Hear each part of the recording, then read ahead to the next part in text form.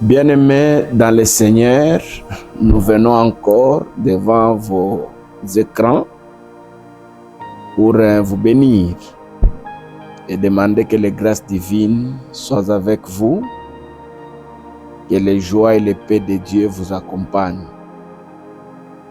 Je prie au nom de Jésus que vous meniez une vie sans effort. C'est ça ma prière. Que votre foi ou vos foi s'expriment. N'est-ce pas, il est écrit, le juste vivra par sa foi, mais aussi le juste vivra par la foi. Il y a sa foi, il y a aussi la foi. Nous sommes dans notre émission à l'heure du salut qui passe sur notre chaîne YouTube et nous sommes dans ce grand thème, la matérialisation des saisons de promesses. Ce que Dieu nous a promis là, nous devons le vivre. On a déjà parlé de beaucoup de choses et nous sommes en train de parler de la délivrance. On avait dit que ce thème, c'est la délivrance, va nous prendre beaucoup d'éléments, beaucoup de temps. Comme vous le savez moi-même, c'est dans le domaine là où Dieu m'a appelé. La délivrance, la libération, sur tous les plans. On ne peut pas prétendre aller au ciel si sur la terre, on est encore dans des problèmes très compliqués, ce qu'on appelle une vie de captivité. Comme nous avions dit que Christ est venu sur la terre pour deux missions, nous prendre, nous amener au ciel. Jean chapitre 3, le verset 16. Dieu a tant aimé le monde, il a donné son Fils, afin que quiconque croit ne périsse point, mais qu'il ait la vie éternelle. Et la deuxième mission, c'est Jean chapitre 10, le verset 10. Et c'est dans cette mission que nous devons vivre sur cette terre. Au ciel, c'est autre chose, mais sur la terre, en tant qu'enfant de Dieu, il y a certains éléments que nous devons expérimenter. Le Fils de Dieu est venu afin que nous ayons la vie et que nous soyons dans l'abondance. La terre, c'est le combat. La vie sur la terre, c'est le combat. Dieu nous a promis des choses, mais pour accéder à ces choses-là, parfois c'est compliqué. Alors aujourd'hui, bien-aimés dans le Seigneur, j'aimerais qu'on parle de la délivrance par la fidélité.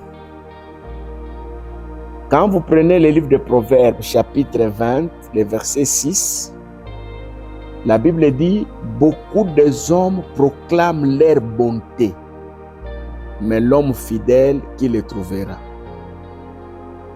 Dieu n'a pas besoin de gens bons. Dieu a besoin de gens fidèles. Parce que même parmi les voleurs, il y a des bons. Parmi les ivrognes, il y a des bons. Parmi les impudiques, il y a des bons. Parmi les sorciers, il y a des bons. Ceux qui violent des petites filles, des femmes d'autrui, il y a des bons. Parmi les occultistes et des magiciens, il y a des bons. Mais Dieu n'a pas besoin de gens bons. Dieu a besoin des hommes fidèles. Tout le monde proclame sa bonté. Tu vois, c'est moi qui les prends en charge. C'est moi qui ai bâti le temple. C'est moi qui ai fait étudier ses enfants. C'est moi qui l'ai fait soigner. Si je n'étais pas intervenu, il allait partir. Ça, c'est la bonté. Beaucoup de gens proclament. Nous avons des pasteurs qui proclament leur bonté, des chrétiens qui proclament leur bonté. Nous avons des parentés qui proclament leur bonté. Dieu n'a pas besoin des hommes bons. Dieu a besoin des hommes fidèles. Beaucoup de gens proclament leur bonté, mais l'homme fidèle, qui les trouvera. Je prie que le Dieu que je prêche te communique la grâce de la fidélité. C'est tout ce qu'on appelle chrétien. Un chrétien, c'est un homme fidèle. Et nous allons voir dans les 3 émissions qui vont suivre les 3 dimensions de la fidélité qui provoquent la délivrance. Il y a beaucoup d'éléments, comme je dis toujours, mais je ne sais pas tout donner. Je ne sais pas vous prendre 30 minutes, je serai très court et je prierai que Dieu vous donne la grâce de prier autour des enseignements que je donne, mais aussi à faire des recherches, de méditer autour de ça. Je bénis des gens, ceux qui sont abonnés à la chaîne, ils sont très nombreux, nous sommes très suivis. Je bénis ceux qui témoignent déjà. J'ai reçu un couple qui m'a dit, papa, Dieu nous a beaucoup aidés. On ne s'est jamais vu physiquement, mais nous sommes ensemble à travers la foi en Christ que nous avons. Beaucoup de gens proclament leur bonté, mais l'homme fidèle, qui les trouvera?